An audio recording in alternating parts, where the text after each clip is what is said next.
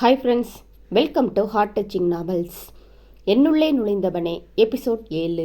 மித்ராவின் வகுப்பின் முன் கும்பலாக இருக்க அங்கு சென்றவள், excuse me, MCA first year class தானே என்று கேட்க, அங்கு நின்றிருந்த 3 மாணவிகள் திரும்பி அவளை மேலும் கீழும் பார்த்தவர்கள், அப்படித்தானே நினைக்கிறோம் என ஒரு மாணவி சொல்ல, அப்போ நான் உள்ளே போகணும், கொஞ்சம் வழிவிடுறீங்களா என அவள் கேட்கவும், உனக்கு முன்னாடி வந்த நாங்களே இங்கே நின்றுட்டு இருக்கோம், நீ உள்ளே போக போறியா என மற்றொரு மாணவி கேட்கவும், அச்சோ கிளாஸ் ஆரம்பிச்சிடுச்சே என உள்ளே எட்டி பார்த்தவள் அங்கு வகுப்பு நடந்து கொண்டிருந்தது. இன்னைக்கு நீ செத்த மித்ரா, இது மட்டும் அவருக்கு தெரிஞ்சது அவ்வளவுதான் என புலம்பியபடி நின்று கொண்டிருந்தாள். ஹலோ, என்ன இன்னைக்கு தான் காலேஜுக்கு முதல் நாளா என அவர்கள் கேட்கவும், ஆமாம் முதல் நாளே லேட்டாக வந்துட்டேன் என அவள் அழுவது போல சொல்ல, அப்போது அவர்களுள் ஒரு மாணவி, இங்கே பாரு, தலைப்படத்துக்கு விசில் அடிக்கிறதும் காலேஜுக்கு முதல் நாள் லேட்டாக வர்றதுலையும் இருக்கிற கிக்கு வேற எதுலையும் இருக்காது, அதெல்லாம் அனுபவிக்கணும், இப்படி ஆராயக்கூடாது, நீ இன்னும் வளரணும் போலவே என்றவள், ஏன் உமா பேசாமல் நம்ம சங்கத்தில் இவளையும் மெம்பர் ஆக்கிடலாமா என கேட்க, அதற்குள் அருகில் இருந்த மீனா, பொண்ணு ரொம்ப பயந்த சுபாவம் போல என சொல்லவும், நம்ம கூட சேர்ந்துடுச்சுல்ல, என்னை மாற்றிடுவோம். அவர்கள் அதன் பின்னர் அவளிடம் தங்களை அறிமுகம் செய்து கொண்டார்கள். என் பெயர் கார்த்திகா, இவள் பெயர் உமா, இவள் பெயர் மீனா என அறிமுகப்படுத்தியவள், இன்னும் ஒரு ஆள் இருக்கு, ஊருக்கு போயிருக்கா, சீக்கிரம் வந்துருவா என்றவர்கள் மித்ராவை பற்றி விசாரிக்க அவளும் தன்னை அறிமுகப்படுத்தி கொண்டாள். அங்கு கல்லூரியின் முதல் நாள் முதல் வகுப்பு ஓடிக்கொண்டிருக்க, வகுப்பின் வெளியே இங்கு ஒரு கூட்டணி மீட்டிங் நடந்து கொண்டிருந்தது. அவர்களிடம் பேசியதில் மித்ராவின் பயம் சற்று குறைய தெளிவுடன் அடுத்த வகுப்பை அட்டன் செய்தாள். பின்னர் காலேஜ் முடிந்ததும் வீட்டிற்கு வந்தவள் வீட்டு வேலைகளை முடிக்கவும் மித்ரன் வரவும் சரியாக இருந்தது. உள்ளே வந்தவன், எப்படி உனக்கு முதல் நாள் அனுபவம் என கேட்க, தாமதமாக சென்றதை தவிர்த்து மற்றதையெல்லாம் சொல்லி முடித்தாள். அவள் சொன்னதை கேட்டதும் மனதிற்குள் மகிழ்ச்சி ஏற்பட அந்த மன நிறைவில் அவன் உறங்க சென்றான். ஆனால் இந்த நிம்மதி சில மாதங்கள்தான் என்பதை அவன் முன்பே அறிந்திருந்தால் வரப்போகும் பிரச்சனையை சமாளிக்க தயாராக இருப்பான். விதியை வெல்ல மதியால் முடியுமா என்ன? மித்ரா கல்லூரிக்கு செல்ல, மித்ரன் அலுவலகம் செல்ல, இப்படியாக நாட்கள் ஓடிக்கொண்டிருந்தது. முதலில் புலம்பிக் கொண்டே காலேஜ் சென்றவள் பின்னர் அவனிடம் எதுவும் சொல்வதில்லை. அப்படியே சொன்னாலும் மாற்றம் ஏதும் நிகழப்போவதில்லை. அன்று வேலையை முடித்துவிட்டு சீக்கிரமாக வீட்டிற்கு வந்துவிட்டான் மித்ரன். மாலை டிஃபனை முடித்துவிட்டு, எங்க உன்னோட நோட்புக்ஸ் எல்லாம் எடுத்துட்டு வா, நான் பார்க்குறேன் என்றான். அவள் எடுத்து வந்து கொடுக்க அதை பார்த்தவன் அவன் வாங்கி கொடுக்கும்போது எப்படி இருந்ததோ அதே போல் புத்தகம் புதிதாக இருந்தது. ஏண்டி, நீ இந்த புக்ஸ் எல்லாம் காலேஜுக்கு எடுத்துட்டு போறியா இல்லையா என அவன் கேட்கவும், அவளோ, என்னங்க நீங்க இப்படி கேட்குறீங்க என வேகமாக கேட்கவும், அவனும் சிறிது தடுமாறி, நம்ம ஏதாவது தப்பா கேட்டுட்டோமோ என நினைத்து, இல்லை மித்ரா, காலேஜுக்கு போறதானே, அப்போ புக்ஸ் எடுத்துட்டு போகணும் இல்லை என ஒவ்வொரு வார்த்தையாக நிறுத்தி நிதானமாக கேட்டான். அவளும், ஆமாம் காலேஜுக்கு தான் போகிறேன், ஆனால் புக்ஸ் என ஏதோ அவன் புரியாத ஒன்றை கேட்டது போல அவனை பார்த்தாள். மித்ரனுக்கு கோபம் வர, ஏண்டி நீ காலேஜுக்கு படிக்க தானே போகிற, அப்புறம் புக்ஸ் எல்லாம் அப்படியே இருக்கு, என்ன படிக்கிற நீ என கேட்டுக்கொண்டே நோட்புக்கை திருப்பியவன். அந்த நோட்டின் பின்புறம் 8 புள்ளி கோலம், 10 புள்ளி கோலம், வாஸ்து கோலம் என வரைந்திருக்க அதை பார்த்ததும் நிமிர்ந்து அவளை முறைக்க, அவளோ, இல்லைங்க, நவராத்திரி அன்னைக்கு வாசல்ல இந்த கோலம் போட்டால் நல்லதுன்னு பக்கத்து வீட்டுக்காரர் அம்மா சொன்னாங்க, அதான் கிளாஸில் போட்டு ட்ரைனிங் எடுத்துகிட்டு இருந்தேன் என மெதுவாக சொன்னாள். ஐயோ கடவுளே, உன்ன என பல்லை கடிக்கவும் உடனே அவள் முகம் சுண்டிவிட சிறிது யோசனைக்கு பின்னர், சரி சரி, உன்னை சொல்லி தப்பில்லை, உன்னை நம்பி படிக்க விடுவது சொந்த காசில் சூனிய வச்சுக்கிற மாதிரி, இது வேலைக்காகாது, என்னை நானே உனக்கு பாடம் சொல்லித்தரேன் என்றான். அவன் வார்த்தையை முடிக்கும் முன்பே, ஐயோ நீங்களா என அலறியவள் ஏற்கனவே வீட்டில் அவனிடம் திட்டு வாங்கி கொண்டிருக்கிறாள். இதில் படிப்பிலும் அவன் நுழைந்தால் அவ்வளவுதான் என நினைத்து, வேண்டாம் வேண்டாம், நானே படிச்சுக்கிறேன், அது என்னோட சப்ஜெக்ட், உங்களுக்கு தெரியாது என வேகமாக அவன் கையில் இருந்து நோட்புக்ஸை பிடுங்கினாள். மித்ரனும், அதெல்லாம் எனக்கு தெரியும், நாங்களும் யூஜி சயின்ஸ் தான் படித்தோம், நீ முதல்ல உன் புக்கை கொடு, பணத்தை கட்டி உனக்கு சீட்டு வாங்கி கொடுத்துருக்கேன், உனக்கு கொஞ்சமாவது அக்கறை இருக்கா, பொறுப்பு இருக்கா என சொல்லிக்கொண்டே அவன் புத்தகத்தை புரட்ட, இங்கு மித்ராவுக்கோ அடிவயிற்றிலிருந்து ஒரு பீதி கிளம்பியது. இரவு உணவு வேலை முடிந்ததும் இருவரும் படிக்க அமருவர். அந்த நேரத்தில் மித்ராவும் பல காரணங்களை சொல்லி தப்பிக்க நினைப்பாள். ஆனால் மித்ரன் எதற்கும் அசைந்து கொடுக்க மாட்டான். அவள் படித்து முடித்த பின்பே அவளை உறங்க விடுவான். ஆரம்பத்தில் வெறுப்புடன் அமர்ந்தவள் பின்னர் அந்த நேரத்தை விருப்பத்துடன் எதிர்பார்க்க ஆரம்பித்தாள். அந்த 2 மணி நேரம் மித்ரன் மித்ராவிடம் மட்டுமே பேசுவான். அவள் அருகில் அமர்ந்திருப்பான். தவறு செய்யும் போது கொட்டுவதும், அவள் சரியாக செய்தால் முதுகில் தட்டி பாராட்டுவதும் என அவனது சின்ன சின்ன ஸ்பரிசங்கள் அவளை சந்தோஷ கடலில் மூழ்கடித்து கொண்டிருந்தது. முதலில் அவன் சொல்வதை மட்டுமே கேட்டுக்கொண்டிருந்தவள் பின்னர் மெதுவாக அவனுக்கு இணையாக பேச ஆரம்பித்தாள். அந்த மாற்றம் அந்த படிப்பு நேரத்தை தவிர மற்ற நேரங்களிலும் அவர்களுக்கு இடையே ஒரு புரிதல் உணர்வை தோற்றுவித்தது. மித்ராவோ அவன் மேல் கொண்ட காதலை வெளிப்படையாக சொல்லி, ஆனால் அதை அனுபவிக்க முடியாத நிலையில் இருந்தாள். மித்ரன் அவனது நிலையை அவனே உணராமல், ஆனால் ஏதோ ஒன்றை அடையும் பொருட்டு அவன் நடவடிக்கைகள் இருந்தன. இந்த மனநிலையில் இருவரின் வாழ்க்கை போய்கொண்டிருந்தது. திருமணம் முடிந்து இங்கு வந்து 1 மாதமாகிவிட்டது.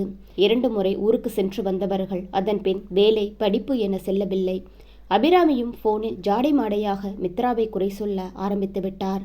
அவள்தான் மித்ரனை அங்கு வர தடுக்கிறாள் என்றும், படிப்பு, காலேஜ் என தன் மகனின் பணத்தை தண்ணியாக கரைக்கிறாள் என்றும் புலம்ப ஆரம்பித்து விட்டார். இதற்கு இடையில் மித்ராவின் பெற்றோர் ஒரு முறை மித்ராவை வந்து பார்த்துவிட்டு சென்றனர். அப்போது மித்ராவின் தந்தை அவளின் படிப்பு செலவை தான் ஏற்றுக்கொள்கிறேன் என சொல்ல, மித்ரனோ மறுத்துவிட்டான். என் மனைவிக்கு செலவு செய்யும் அளவுக்கு எனக்கு திறன் இருக்கிறது என அவன் பட்டென சொல்லிவிட, அதற்கு பிறகு அவர் எதுவும் பேசவில்லை. ஒரு நாள் இரவு நேரத்தில் ஏங்க என அவள் மெல்ல அழைக்க, அவனோ புத்தகத்தை படித்தபடியே என்ன என கேட்க, இந்த வாரம் ஊருக்கு போயிட்டு வரலாமா என்றாள். அவனும் பதில் சொல்லாமல் இருக்க, என்னங்க சொல்றீங்க, போலாமா என கேட்கவும், இந்த வாரம் பிராக்டிக்கல் கட்டடிக்கிறதுக்கு உனக்கு இது ஒரு சாக்கு என அவளை முறைத்தவன், முதல்ல எக்ஸாம் வரப்போகுது, அதுக்கு தயார் செய், அப்புறம் ஊருக்கு போகலாம் என அவன் சொல்லவும், இங்கே இருந்தா மட்டும் பாஸ் பண்ண போறேனா என்ன என வாய்க்குள்ளேயே முணங்க, என்ன முணுமுணுப்பு என அவன் குரலை உயர்த்தவும், இல்லை நீங்கள் எப்பவுமே இப்படியா, இல்லை என்கிட்ட தான் இப்படியான்னு கேட்டேன் என கொஞ்சம் கிண்டல் கலந்த குரலில் கேட்டவள் பின்னரே அதை உணர்ந்து வேகமாக பெட்ஷீட்டை இழுத்து தன்னை முழுவதுமாக மூடிக்கொண்டாள். முதலில் அவள் சொன்னதன் பொருள் விளங்காமல், என்ன சொன்ன என சாதாரணமாக கேட்டவன் பின்னர் அவளின் வார்த்தை உரைக்க, ஏய் என்றபடி கோபமாக அவளை திரும்பி பார்க்க, அவளோ முழுவதுமாக போர்வைக்குள் தன்னை அடக்கியிருந்தாள். அவனுக்கு கோபம் உச்சிக்கு ஏற, உன்னை சொல்லி தப்பில்லடி, வேண்டாம்னு சொல்லிட்டே உன்னை கட்டிக்கிட்டேன் பாரு, என்ன சொல்லணும், நான் தான் உன்கிட்ட ஏற்கனவே சொன்னேன் தானே, என்னை கல்யாணம் பண்ணா உன்னை நீ ரொம்ப மாற்றிக்கணும்னு, அப்போ எல்லாம் மண்டையை ஆட்டிட்டு இப்போ என்ன நான் சொல்கிறது உனக்கு நக்கலா தெரியுதா, எல்லாம் என் நேரம் என்னை சொல்லிவிட்டு நம்ம நினச்ச மாதிரி எதுவுமே அமையலை, என்ன வாழ்க்கடா என சலித்தபடி புலம்பிக்கொண்டே அவன் திரும்பி படுத்தான். நிமிடங்கள் ஓடின. ஆனால் போர்வைக்குள் இருந்து வந்த விசும்பல் சத்தம் குறைந்த பாடில்லை. வார்த்தைகளை அனலாக கொட்டிவிட்டு அவன் உறங்கிவிட, மித்ராவுக்கும் அந்த இரவு உறங்கா இரவானது. அவன் சொன்னபடியே அந்த வாரம் நடந்த தேர்வில் மித்ரா தோல்வியடைய வீட்டில் என்ன நடக்குமோ என்ற பயத்தில் வந்தவள் அவளது எண்ணத்தை பொய்க்காமல் அவள் நாயகன் வார்த்தைகளால் அவளை வருத்தெடுத்தான். 1/2 மணி நேரத்திற்கு மேல் அவளை நிற்க வைத்து திட்டிக் கொண்டிருந்தவன் 2 மணி நேர படிப்பு 4 மணி நேரமாக மாறியது. மறுநாள் காலை அலுவலகத்தில், மச்சான் நம்ம பாஸ்கருக்கு ஆண் குழந்தை பிறந்திருக்கான், இன்னைக்கு எல்லாருக்கும் ஹோட்டலில் ட்ரீட், சீக்கிரம் வேலையை முடிச்சுட்டு கிளம்பணும் என்றான் மகேஷ். என்னது, இப்போதான் கல்யாணமாச்சு, அதுக்குள்ள குழந்தையா என மித்ரன் கேட்க, மகேஷோ அவனை முறைத்தவன், டேய் எல்லாரும் உன்ன மாதிரியே பிள்ளைக்குட்டியை படிக்க வைக்கிற வயசில் பொண்டாட்டியை படிக்க வைக்கிறேன்னு பட்டதாரி ஆக்குறேன்னு வசனம் பேசிட்டு இருப்பாங்களா என எரிச்சலுடன் சொல்லவும், அட நீ சொன்னதும் தான் ஞாபகம் வருது, நாளைக்கு மித்ராவுக்கு ஒரு எக்ஸாம் இருக்குடா, நான் சீக்கிரம் வீட்டுக்கு போகணும், என்னால் ஹோட்டலுக்கு எல்லாம் வர முடியாது மச்சான் என்றான் மித்ரன். டேய் என்னை கொலகாரனாக்காத என மகேஷ் உச்சக்கட்ட கோபத்தில் கத்தவும், உடனே மித்ரன் வேகமாக சரிடா போகலாம் என சொல்ல, அதன் பின்பு சற்று சமாதானமானான் மகேஷ். நண்பர்களுடன் ட்ரீட் என்று ஹோட்டலுக்கு சென்றவன் அங்கு அனைவரும் சந்தோஷமாக பேசிக்கொண்டிருக்க, இனி அடுத்தது மித்ரன் தான், என்ன மச்சான் எப்போ எங்களுக்கு இந்த மாதிரி ட்ரீட் கொடுக்க போற என ஒருவன் கேட்கவும், அதற்குள் மற்றொருவன், டேய் மச்சான் மித்ரன் பற்றி உனக்கு தெரியாதா, எல்லாமே ஒரு கால்குலேஷனில் தான் செய்வான், அவன் ஆள் பார்க்க தான் அம்பி மாதிரி பண்ணுறது, எல்லாம் கில்லி மாதிரி என சொல்லிவிட்டு மித்ரனை பார்த்து விஷமமாக சிரித்தவன், இன்னும் 10 மாதம் வெயிட் பண்ணி பாரு மச்சானோட திறமைய என சொல்லவும், உடனே அது உண்மைதாண்டா, கல்யாணம்தான் சீக்கிரம் நடந்துருச்சு, மனைவியையும் கண்ணில் காட்டலை, ஆனால் குழந்தை பிறக்க 10 மாதம் வேணும்தானே என்றான் ஒருவன். டேய் நீங்கள் வேற கொஞ்சம் சும்மா இருங்க என மித்ரன் அவர்களை அடக்கவும், இங்கே பாருடா பையன் எப்படி வெக்கப்படுறான்னு என நண்பர்கள் கிண்டல் செய்ய, டேய் இதெல்லாம் ரொம்ப அதிகம் சொல்லிட்டேன் என அவன் முறைக்கவும், உண்மைதான் மச்சான், உன்னோட ஸ்பீடுக்கு 10 மாதம் ரொம்ப அதிகம்தான் என அவனை மேலும் மேலும் கலாய்த்து கொண்டிருந்தனர். மித்ரனோ என்ன பதில் சொல்வதென்று தெரியாமல் தடுமாறி போனான். அதன் பின்னர் நண்பர்கள் அனைவரும் ஜாலியாக பேசிக்கொண்டிருக்க அதற்கு மேல் அவனால் அங்கு இயல்பாக இருக்க முடியவில்லை. மித்ரன் ஒன்றும் ஆசைகள் இல்லாத துறவி கிடையாது. பருவ வயதில் பலவற்றை கடந்து வந்தவன். பல பெண்கள் அவன் வாழ்க்கையிலும் கடந்து சென்றிருக்கிறார்கள். தனது எதிர்பார்ப்புகளை எல்லாம் ஒன்று திரட்டி 1000 கனவுகளோடு தனக்கு வரப்போகும் மனைவிக்காக காத்திருந்தவன். ஆனால் நடந்தது என்னவோ, இனி யோசித்து என்ன பயன் என்றபடி பெருமூச்சு விட்டவன் நண்பர்களிடம் சொல்லிவிட்டு கிளம்பி வீட்டிற்கு வந்தான். வீட்டிற்கு வந்தவன் வீடு திறந்திருக்க உள்ளே வந்தவன் தனது அறைக்குள் நுழைய, ஐயோ என்னடி பண்ற என்றபடி வேகமாக அறையை விட்டு வெளியே வந்தான்.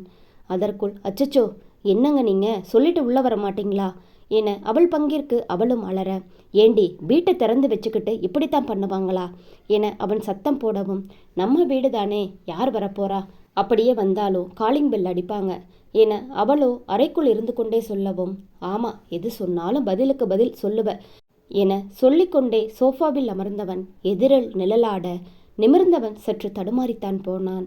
ஆம், சிந்தரி சில்க் புடவையில் அழகு மயிலாக அவன் முன் மித்ரா நிற்க சில வினாடிகள் அவளை இமைக்காமல் பார்த்தபடி இருந்தான் மித்ரன். புடவையில் என பல உடைகளில் அவன் அவளை பார்த்திருக்கிறான். ஆனால் இன்று அவனுக்கு அவள் புதிதாக தெரிந்தாள். மண்ணில் புதைந்திருக்கும் வைரம் போல் அவன் மனதில் அவனை அறியாமலேயே புதைந்து கிடக்கும் உணர்வு மெல்ல எட்டி பார்த்தது. அவளோ அதை அறியாமல், எப்படிங்க இருக்கு, நாளைக்கு காலேஜில் ஒரு ஃபங்க்ஷன், எல்லாரும் சேலை கட்டிட்டு வர சொல்லியிருக்காங்க, அதான் கட்டி பார்த்தேன், நல்லா இருக்கா என மாடலிங் செய்பவர்கள் போல் ஒரு சுற்று சுற்றி காட்ட அந்த சுற்றலில் சொக்கிதான் போனான் அவள் கணவன். இப்போது மித்ரா அவன் முன்பு அன்று பூத்த மலர் போல மலர்ந்து நிற்க மித்ரனின் ஹார்மோன்கள் அவனை மீறி இசைக்கத் தொடங்கியது. அங்குமிங்கும் நடந்து எப்படி இருக்கிறது என்றபடி அவனை பார்த்தவள் ரசனையுடன் அவன் விழிகள் சென்ற இடத்தை பார்த்ததும் அவளுள் இருக்கும் பெண்மை விழித்து கொள்ள நாணம் மேலிட முகம் செவ்வானமாய் மாற வெட்கத்துடன் தலை குனிந்தாள். சில வினாடிகள் அங்கு பேச்சுகள் தடைப்பட்டு இருவரின் இதய துடிப்பும் ஒன்றாக துடிக்க இதுவரை அறிந்திடாத ஒரு உணர்வு அவர்களுக்குள் துளிர்விட தொடங்கியது. அந்த உணர்வில் இருவரும் கட்டுண்டு இருக்க முதலில் சுதாரித்தது மித்ராதான்.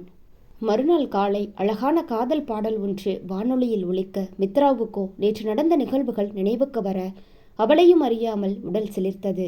ஆம், மித்ரனின் முதல் அணைப்பு, அதுவும் காதலுடன் அவளை அணைத்தது. அவளது விழிகளில் அவனது முதல் முத்தம் பதித்தது. எல்லாம் படம் போல் அவள் கண்முன் ஓட அதில் அவள் மயங்கி இருக்க அப்போது அடுப்பிலிருந்து குக்கரின் விசில் சத்தம் அவளின் நினைவுகளை கலைத்து நிகழ்வுக்கு கொண்டு வந்தது. அடச்ச, நிஜத்துல தான் இப்படி நடந்ததுன்னா கனவுல கூட அந்த மனுஷன் கூட ரொமான்ஸ் பண்ண முடியல, இந்த குக்கர் பலி எடுத்துருச்சு என சலித்தபடியே அடுப்பில் இருந்து குக்கரை இறக்கினாள் மித்ரா. உண்மையில் நேற்று நடந்ததும் இதே போல்தான். நண்பர்களின் பேச்சு அவன் மனதில் உணர்வுகளை தூண்டிவிட அதையே நினைத்து கொண்டு வந்தவன் இங்கும் மித்ராவை புடவையில் பார்த்ததும் மறைத்து வைத்திருந்த மனதின் ஆசைகள் அலைக்கடல் என பொங்கி வர வெட்கத்தில் தலை குனிந்து நின்றவளின் அருகில் சென்றவன் மெல்ல அவள் இடையில் கை போட்டு தன்னோடு இழுத்து அணைத்தான். இதை எதிர்பார்க்காத மித்ரா சற்று தடுமாறி போனாள். என்னங்க பண்றீங்க என கேட்கும்போதே அவள் குரலில் ஒரு நடுக்கம் தெரிய, அது பயத்தினால் இல்ல அதிர்ச்சியினால் என அவளும் அறிய, ஏன் பொண்டாட்டிய இருக்க கட்டி பிடிச்சிட்டு இருக்கேன், உனக்கு எப்படி தெரியுது என சரசமாக சொல்லிக்கொண்டே மேலும் அவளை தன்னோடு இருக்க அந்த அணைப்பில் தன்னை முழுவதும் தொலைத்தவள் பதில் சொல்லாமல் அவன் நெஞ்சில் தஞ்சம் அடைந்தாள். சிறிது நேரம் அப்படியே இருந்தவர்கள் பின்னர் மெல்ல தன்னிடமிருந்து அவளை பிரிக்க அவளும் அவனை விட்டு விலக மறுத்தாள். அப்போதுதான் வெதுவெதுப்பான நீர் தன் மார்பில் படுவதை உணர்ந்தவன் வேகமாக அவளை தன்னிடமிருந்து விலக்கி அவள் முகத்தை கைகளால் ஏந்தியவன் அதிலிருந்து கொட்டும் அருவி போல கண்ணீரை பார்த்ததும் பதறி, என்னடியாச்சு உனக்கு, பிடிக்கலையா, பிடிக்கலைன்னா சொல்ல வேண்டியது தானே, அட கடவுளே, நான் தான் முட்டாள்தனமா ஏதோ நினைப்புல என அவன் பேசிக்கொண்டிருக்க இடையில் அவன் வாயை பொத்தியவள், வேண்டாம் பேச வேண்டாம் என தலையை அங்கும் இங்கும் அசைத்தாள். அவன் அசையாமல் நிற்க அவன் முகத்தையே இமைக்காமல் பார்த்தவள் தன் கண்களுக்குள் அவனை முழுவதுமாக நிரப்பிக்கொண்டாள். இந்த நொடி, இந்த வாழ்க்கை, இதுதானே இவள் விரும்பியது. என் பொண்டாட்டி நீ, உன்னை நான் அணைச்சிக்கிட்டு இருக்கேன், இந்த உரிமை இதற்குத்தானே ஆசைப்பட்டாள் அவள். உரிமையோடு அவன் சொன்ன அந்த வார்த்தை அவளுக்கு மீண்டும் ஒரு பிறப்பை கொடுத்திருக்கிறது என்பதை மித்ரன் அறிய வாய்ப்பில்லை. அவளது எண்ணங்களின் அலை அருகில் இருப்பவனையும் தாக்க மீண்டும் அவளை இழுத்து தன்னோடு அணைத்தவன், எதுக்கடி அலற, என் மனைவி எதுக்கும் கலங்கக்கூடாது என்றவன் அவள் முகத்தை நிமிர்த்தி கண்ணீர் வந்து கொண்டிருந்த கண்களில் தனது முதல் முத்தத்தை பதித்தான். அவள் இமைகளை திறக்காமல் அப்படியே இருக்க, மித்ரா உனக்கு பிடிச்சிருக்கா என அவள் காதில் பேச, அவனது மீசை காதின் ஓரத்தில் ஏற்படுத்திய குறுகுறுப்பில் அவளது உடல் சிலிர்க்க என்றாள் அவள்.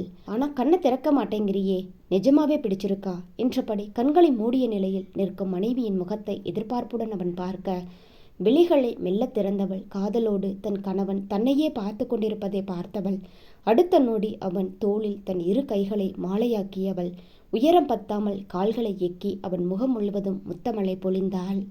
இதை எதிர்பார்க்காத மித்ரன் சற்று அதிர்ந்து பின்னர் சுதாரித்து அவளை தனது உயரத்திற்கு இணையாக தூக்கி பிடிக்க, மனதில் அடக்கி வைத்திருந்த பல வருட காதலை முத்தமழையாக அவன் முகத்தில் நனைந்து கொண்டிருந்தாள் அவன் மனைவி. மடைத்திறந்த வெள்ளம் போல் தன் மனதில் ஆசைகள் தேடல்களுக்கு ஒரு விடை கிடைத்தது போலவும் அதை முழுவதுமாக அடைந்துவிட எண்ணி அவள் தன் நிலை மறந்து அவனுள் கரைந்து தனது காதலை வெளிப்படுத்தி கொண்டிருந்தாள். இனிமையான காதல் சுரம் மீட்டும் நேரத்தில் வீட்டின் அழைப்பு மணி சத்தம் கேட்டது.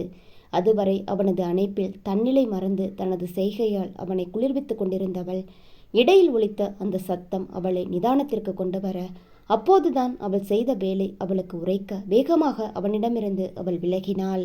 அவனோ விடாமல் அவளை தன் கை வளைவிலேயே பிடித்து வைக்க, வெட்கத்தில் முகம் சிவந்தவள் மீண்டும் விடுங்க, யாரோ கூப்பிடுறாங்க என சொல்லவும், அதெல்லாம் அப்புறம் பார்த்துக்கலாம், நீ எனக்கு கொடுத்ததை நான் உனக்கு திருப்பி கொடுக்க வேண்டாமா, எனக்கு இந்த கடன் எல்லாம் இருக்கக்கூடாது என கராராக காதலோடு சொல்லிக்கொண்டே அவள் இதழ் நோக்கி குனிந்தான்.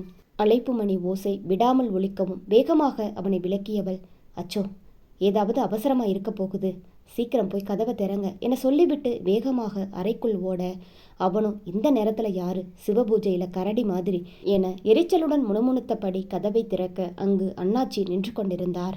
என்ன தம்பி, தூங்கிட்டீங்களா? நாளைக்கு பாப்பா காலேஜில் ஏதோ பரீட்சை இருக்குது, நேரமாக போகணும்னு வீட்டில் சொல்லிச்சான், அதான் எத்தனை மணிக்குன்னு கேட்டுட்டு போகலாம்னு வந்தேன் என்றார். அப்படியே அண்ணாச்சி, மாடல் எக்ஸாம் நாளைக்கு தானே என்றவன் எப்பவும் வர நேரத்துக்கு 1 மணி நேரம் முன்னாடியே வந்துருங்க அண்ணாச்சி என சொல்லி அவரை அனுப்பிவிட்டு வீட்டிற்குள் வந்தான். அதற்குள் மித்ரா புடவையை மாற்றி எப்போதும் இருக்கும் சாதாரண உடையில் இருந்தாள். அவன் உள்ளே வரவும் அவன் முகத்தை நேராக பார்க்க முடியாமல் வெட்கத்தில் அவள் தலை குனிய, அவனும் அருகில் வந்தவன், தூங்கிடாத, நான் முகம் கழுவிட்டு வந்துடுறேன் என சொல்லிவிட்டு செல்ல, வெட்கம் பிடுங்கி திங்க பதில் சொல்லாமல் தலையை மட்டும் அசைத்தாள். அவன் குளியல் அறைக்குள் சென்றவுடன் வேகமாக கடவுள் படத்திற்கு முன்பு சென்று நின்றவள், கடவுளே, இது ஒன்றும் கனவில்லையே, இவ்வளவு சீக்கிரம் இவர் மனசு மாறிடுச்சா, என்னால் நம்பவே முடியலை, எதுவும் சொதப்பாம எல்லாம் நல்லபடியாக நடந்தா அவருக்கு மொட்டை போட்டு காவடி எடுக்க சொல்கிறேன் என அந்த மனநிலையிலும் விபரமாக வேண்டுதலை அவன் தலையில் சுமத்தினாள் மித்ரனின் காதல் மனைவி.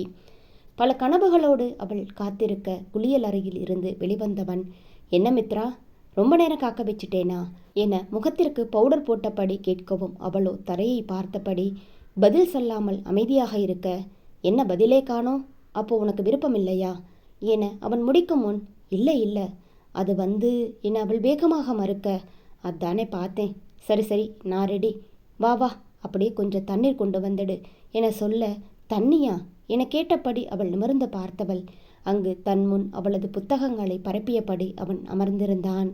ஒரு நிமிடம் ஒன்றும் புரியாமல் விழித்தவள் பின் ஆசைகள் அனைத்தும் வடிந்து போக, என்னங்க இது என அவளையும் அறியாமல் வேகமாக கேட்டாள். ஏண்டி, நாளைக்கு மாடல் எக்ஸாம் இருக்குல்ல, அதுக்கு படிக்க வேண்டாமா, நீ தானே இப்போ சரின்னு சொன்ன, சீக்கிரம் வா என முகத்தில் எந்த உணர்ச்சியும் இல்லாமல் அவன் சாதாரணமாக சொல்ல, மனதிற்குள் உடைந்து போனாள் அவள். மரக்கட்டை போல் அவன் முன் சென்று அமர்ந்தவள் அவன் சொல்வதற்கெல்லாம் தலையாட்டி கொண்டிருந்தாள். இன்றாவது அவள் மனதின் தேடலுக்கு விடை கிடைக்குமா என எதிர்பார்த்திருக்க அது பொய்த்து போக துவண்டு போனாள் அந்த மான் வெளியால். அவன் தன்னை விரும்புகிறானா? அவன் மனதில் தன்னிடம் எங்கே? வெறுப்பு வார்த்தைகளில் மட்டும்தானா, இல்லை மனதில் இருந்து வருகிறதா என அவளுக்குள் விடை தெரியாத பல வினாக்கள் குவிந்து கடந்தது. ஆரம்பத்திலிருந்து வேண்டாம் வேண்டாம் என சொல்வானே தவிர அவளது ஒவ்வொரு செயலிலும் அவனும் இணைந்திருப்பான். அவள் தவறு செய்யும் போது கண்டிப்பதும் நல்லது செய்யும் போது தட்டி கொடுப்பதும் என அவளது அனைத்திலும் இவன் கலந்து இருந்தான். அதனால் அவனது வெறுப்பை அவள் பெரிதாக எடுத்துக்கொள்ளவில்லை. கல்லூரி முதல் வருடம் அவள் படித்து கொண்டிருக்கும் போதுதான் அவனிடம் தனது மனதில் இருக்கும் காதலை சொன்னாள் மித்ரா. அந்த கணத்திலிருந்து திருமணம் உறுதி செய்யப்படும் வரை அவன் வாயிலிருந்து அதிக முதிர்ந்த சொல் நீ எனக்கு வேண்டாம் என்பது மட்டுமே. இன்று திருமணம் முடிந்து 2 மாதங்கள் ஆகிவிட்ட நிலையிலும் அவனது மனநிலையை அவளால் அறிந்து கொள்ளவே முடியவில்லை. சில நேரங்களில் சூரியனாய் வார்த்தைகளில் சுட்டியிருக்கிறான், சில நேரங்களில் அன்பாய் அரவணைத்து பால் நிலவாய் குளிர்விக்கிறான். அவனின் மனம் என்னவென்று புரியாமல் வெள்ளத்தில் சிக்கிய கொடி போல் அல்லாடி நின்றாள் இந்த பேதை. இன்றுதான் காணல் மொழி பேசாமல் நெருங்கிவிடவும் மனதிலிருந்த நெருடல் விலக அவனுக்குள் தன்னை தேடாமல் முயற்சிக்க நினைக்கையில் அவனும் மீண்டும் பழைய பல்லவியை ஆரம்பிக்க நொறுங்கி போனாள் மித்ரா. காலை உணவை முடித்துவிட்டு அவன் எப்போதும் போல் அலுவலகம் செல்ல மித்ரா அவனிடம் எதுவும் பேசவில்லை.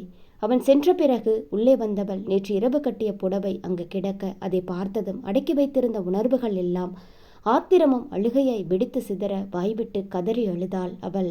மனிதனுக்கு கடவுள் கொடுத்த ஒரு சிறப்பான வரம் இந்த அழுகை. சந்தோஷமோ துக்கமோ வார்த்தைகளால் சொல்ல முடியாத உணர்வுகளை அழுகையை கொண்டு வெளிப்படுத்தி விடலாம். அழுகை என்ற ஒன்று மட்டும் இல்லாமல் இருந்திருந்தால் பாதி மனிதர்கள் பைத்தியமாக சுற்றி கொண்டிருப்பார்கள். உணர்வுகளை வெளிப்படுத்த அழுகையை விட சிறப்பானது வேறு ஒன்றுமில்லை.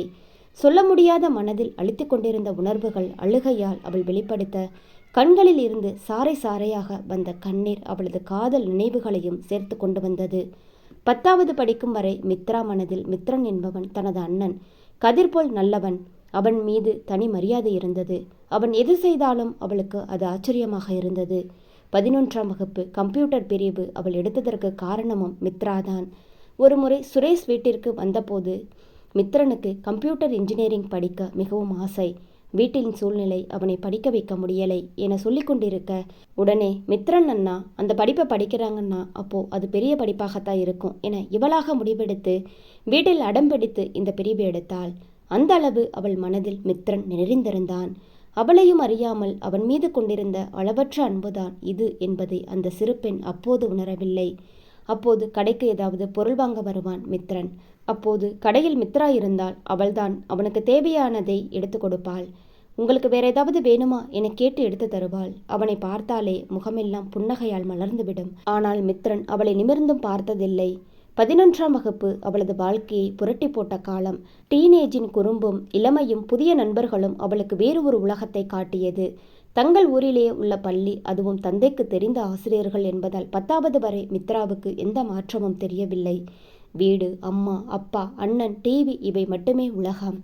11ஆம் வகுப்பு புதியதொரு பள்ளி என அனைத்தும் புதிதாக இருக்க அந்த வயதிற்கே உள்ள ஆசைகள் மெல்ல எட்டி பார்த்தது.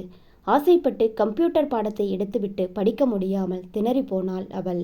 அந்த நேரத்தில்தான் மித்ரன் பக்கத்து வீட்டு பெண் சுபா அவளுக்கு அறிமுகமானாள். அதுவரை தாத்தா வீட்டிலிருந்து படித்து கொண்டிருந்த சுபா 11ஆம் வகுப்பிற்கு பெற்றோரிடம் வந்து சேர்ந்தாள். ஒரே ஊர் என்பதால் இருவரும் சேர்ந்து பள்ளிக்கு சென்றனர். சுபா கொஞ்சம் நன்றாக படிக்கக்கூடிய பெண். அவளிடம் சந்தேகங்களை கேட்டுக்கொள்வாள் மித்ரா. உனக்கு மட்டும் எப்படி எல்லாமே தெரியுது என அவளிடம் கேட்க, எங்க வீட்டுக்கு பக்கத்து வீட்டில் மித்ரன்னு ஒரு பையன் இருக்கான், அவன் தான் சொல்லி கொடுத்தான் என அவள் சொல்ல மீண்டும் மித்ரன் புராணம் பாட அவளுக்கு ஒரு ஆள் கிடைத்தது. சில அறிவியல் பயிற்சிகளை மித்ரன் செய்து கொடுக்க அதை வைத்து பள்ளியில் புகழை தேடிக்கொண்டாள் சுபா. மீண்டும் மித்ரா மனதில் மித்ரன் நுழைந்தான். வீட்டின் சூழ்நிலை கொஞ்சம் சரியானதும் தான் விரும்பிய இன்ஜினியர் படிப்பு படிக்க முடியாமல் கலை அறிவியல் கல்லூரியில் சேர்ந்தான் மித்ரன். விடுதியில் தங்கி படித்து கொண்டிருந்ததால் விடுமுறைக்கு வீட்டிற்கு வந்து கடையை கவனித்துக் கொள்வான். காலேஜ், கடை என அவன் இருந்ததால் அவன் வீட்டில் இருப்பதே தெரியாது. ஒரு நாள் பள்ளிக்கு சீக்கிரமாக செல்ல அந்த காலை நேரத்தில் பேருந்தில் இளையராஜாவின் சிம்பொனி இசையில் திருவாசக பாடல் ஒலித்து கொண்டிருந்தது. இப்போ எதுக்குடி இந்த மாதிரி பாட்டெல்லாம் போடுறாங்க, பேசாம எஃப்எம் போட்டு விடலாம் என எரிச்சலுடன் சொன்னாள் மித்ரா. மித்ராவுக்கு டிவி, சினிமா பிடிக்கும். ஆனால் பாடல் கேட்பதில் அவ்வளவு விருப்பமில்லை. அதற்கு சுபா, இந்த பாடலை நீ ஒரு முறை கேட்டதுக்கே அப்படி அலற, பக்கத்து வீட்டில் மித்ரன் வந்திருந்தா இந்த பாடல் தான் ஓடிக்கிட்டே இருக்கும் என்றாள் அவள். அதுவரை முகத்தை சிடுசிடுவென வைத்திருந்த மித்ரா மித்ரன் பெயர் சொன்னதுமே ஆர்வமாக அவளிடம், அப்படியா, அப்படி என்னடி அந்த பாட்டில் இருக்கு என்று கேட்க, என்ன கேட்டா, எனக்கு என்ன தெரியும், ஆனால் கேட்க நல்லா இருக்கும் என சொல்லிவிட்டு அவள் வேடிக்கை பார்க்க, மித்ராவுக்கோ மித்ரனுக்கு பிடித்த பாடலா என அதை கர்ம சிரத்தையாக கேட்க, ஆனால் அவளால் சில வினாடிகளுக்கு மேல் தொடர்ந்து கேட்க முடியவில்லை. சீட்டில் அமர்ந்தவாறே எழுந்தவள், ஆள் பார்க்கறதுக்கு மாடனா இருக்கான், ஆனா அவனோட ரசனை இப்படி பழுத்த பழ மாதிரி இருக்கே, சாமியார் மாதிரி இந்த பாட்டெல்லாம் கேட்குறான் என பாடலை விட்டு அவளது எண்ணங்கள் அவனை சுற்றி ஓடிக்கொண்டிருந்தது.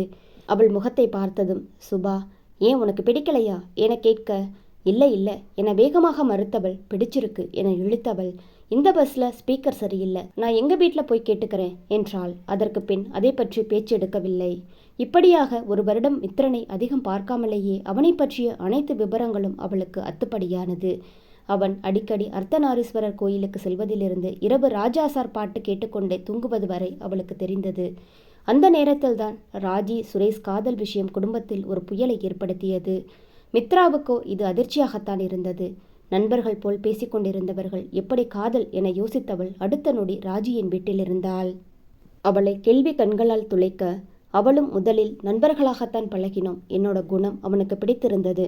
அவன்தான் காதலை முதலில் என்னிடம் சொன்னான். அப்புறம் எனக்கு அவனை பிடித்து விட்டது என சாதாரணமாக சொல்லிவிட்டு சென்றுவிட மித்ராவோ குழம்பி போனாள்.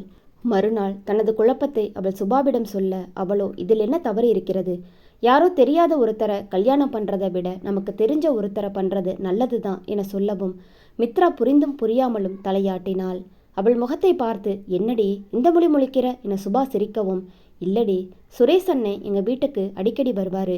நான் கதிரண்ணாவை பார்க்கத்தான் வராருன்னு நினச்சேன். ஆனால் சைடில் இப்படி ஒரு விஷயம் ஓடிட்டு இருக்கும்னு நான் நினைக்கல. இது தப்பில்லையா என அப்பாவியாக கேட்டாள் மித்ரா. நம்ம மனசுக்கு ஒருத்தரை பிடிச்சிருச்சுன்னா அதில் தப்பு சரின்னு எதுவும் பார்க்கக்கூடாது. கல்யாண வாழ்க்கை ஒரு முக்கியமான நிகழ்வு. அது நமக்கு நல்லா தெரிஞ்சு பிடிச்சவங்களோட நடந்தா அந்த வாழ்க்கை நல்லா இருக்கும் தானே. இது எல்லாம் புதுசா? ஏன் மித்ரா, இதை எத்தனை சினிமாவில் பார்த்துருக்கோம் என சொல்லவும் மித்ராவும் ஆமாம் என தலையாட்டினாள். அதற்கு பிறகு சுரேஷ் ராஜி இருவர் வீட்டிலும் பேச்சுவார்த்தை நடந்தது. 6 மாதம் கழித்துதான் திருமணம் என உறுதி செய்யப்பட்டது. அந்த நேரத்தில் மித்ரனை அவள் அடிக்கடி பார்க்க முடிந்தது. ஆனால் மித்ரன் இவள் முகத்தை கூட நிமிர்ந்து பார்த்ததுமில்லை. வீட்டிற்கு வந்தால் கதிரோடு பேசிவிட்டு சென்று விடுவான். மீறி இவளை பார்க்க நேர்ந்தால் ஒரு சிரிப்பை உதிர்த்துவிட்டு சென்று விடுவான். அவனை பற்றிய தகவல்களை மட்டுமே சேமித்து கொண்டிருந்தவள் மனதில் அவனது உருவமும் பதிந்து போக மெல்ல மெல்ல மித்ராவின் மனதில் மித்ரன் சிம்மாசனமிட்டு அமர்ந்தான். ஒரு நாள் வகுப்பறையில் அவளது தோழிகள் தங்களுக்கு பிடித்த நடிகர்களை பற்றி சொல்லிக் கொண்டிருக்க மித்ரா முறை வரும்பொழுது அவள் மித்ரனின் பெயரை சொன்னாள். சொன்ன பிறகுதான் அவளுக்கு உரைத்தது. அதற்குள் தோழிகள், மித்ரனா, அது யாரு என கேட்க அருகில் இருந்த சுபா அதிர்ச்சியில் வாயடைத்து நின்றாள். எப்போதும் அவனை பற்றிய நினைவுகளை அவள் சுமந்து கொண்டிருக்க தோழிகள் அனைவரும் நடிகர்களின் பெயர்களை சொல்ல இவளுக்கோ இவளின் ஹீரோ என்றதும் மனதில் இருந்தும் மித்ரனின் பெயர் அவளையும் அறியாமல் வெளிவந்து விட்டது. அந்த அளவு அவளை ஆக்கிரமித்திருந்தான் மித்ரன். அதிர்ந்தது சுபா மட்டுமல்ல, மித்ராவும் தான். அவள் என்ன சொன்னாள் என்பதை அவளே முதலில் உணரவில்லை. அவன் பெயரை சொன்ன பிறகு தோழிகளின் கேள்வியில் தான் என்ன சொன்னோம் என்பது அவளுக்கு புரிந்தது. அது யாரடி மித்ரன், உனக்கு பிடித்த ஹீரோன்னு சொல்ற என அவர்கள் கேட்க அப்போதுதான் தன்னுள் அவன் எந்த அளவு கலந்திருக்கிறான் என்பதை அவள் உணர்ந்தாள். அதற்கு பிறகு அவளால் எதுவும் பேச முடியவில்லை. அவள் மனதை அவளோடு அப்போதுதான் கண்டு கொண்டாள். நினைக்கும் போதே உடல் சிலிர்த்தது. அவளுக்கு அந்த உணர்விலிருந்து மீள முடியாமல் தவித்தவள் தோழிகளின் கேள்விக்கு வேறு ஏதோ பதில் சொல்லி சமாளித்துவிட்டு வேகமாக அங்கிருந்து எழுந்து வெளியே வந்தாள். பள்ளியின் மரத்தடியில் சென்று அமர்ந்தவள் தான் எதற்காக அவன் பெயரை சொன்னோம் என நினைத்து பார்த்தாள்.